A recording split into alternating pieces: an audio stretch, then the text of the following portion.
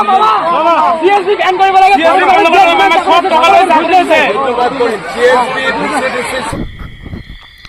खुलुमबाय लोगोफोर आसा खालामो बयबो मोजाङैनो दङ आंबो मोजाङैनो दङ नोंथांमोना बोरै दङ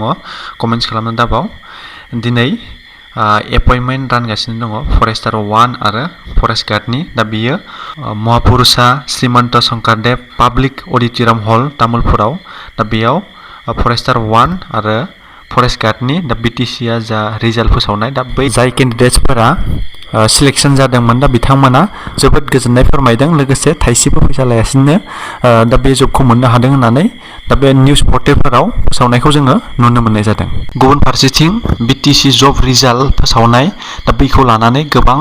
केन्डिडेट्सफोरा गोबां अबजेक्शन होनायखौ जों नुनो मोननाय जादों दायो जोङो मोनसे गोनांथार टपिक जायो जोंनि प्रेजेन्ट ट्रेन्डिं जानानै दङ दा एबा नैबे समाव दिनै गोबां केन्डिडेट्सफोरा एबा दिनै गोबां दावराव जानायखौ नुनो मोननाय जादों बे जाहैबाय टपिक्सआ जाहैबाय जोंनिया BTC CSB खौ बन्द खालामनांगौ दा बेनिबो मोनसे टपिक सावरायजागासिनो दङ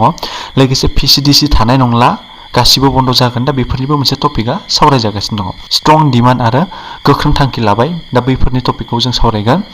फैसा सोलिदों बन्द जानांगौ दा बेफोरबायदि बाथ्राखौबो जोङो सावरायनाय नुनो मोनदों साख्रि होनायखौ बोखारफिननांगौ दा बेफोरबायदि गोख्रों डिमान्डखौ दा दिनै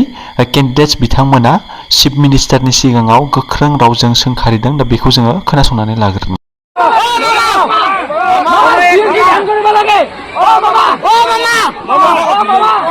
CSB ban কৰিব লাগে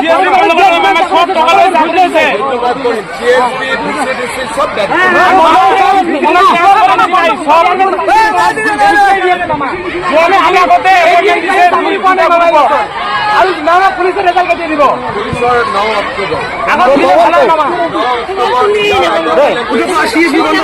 মামা CSB বন্ধ কৰিব লাগিব মামা আমি জীবন এৰি দিম CSB বন্ধ কৰিব লাগিব মামা CSB ban কৰিব লাগে আৰু মামা CSB চাকৰি দিয়াবিলাক সব বৰখাস্ত কৰিব লাগিব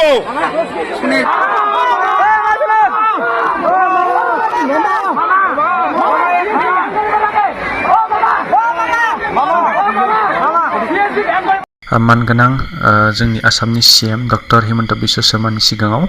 केन्डिडेट्स बिथांमोना गोबां अबजेक्शन होदों दा CSB खौ बन्द खालामनांगौ एबा बेयाव गोबां फैसा सोलिदों एबा बे जबफोरखौ बोखारफिननांगौ बायदिसिना अबजेक्शन होदों दा बेखौ जुदि जों इन फिउचाराव सानोब्ला दा बेफोर खामानिखौ PCDC खौबो बोखारगोन बुंदों आरो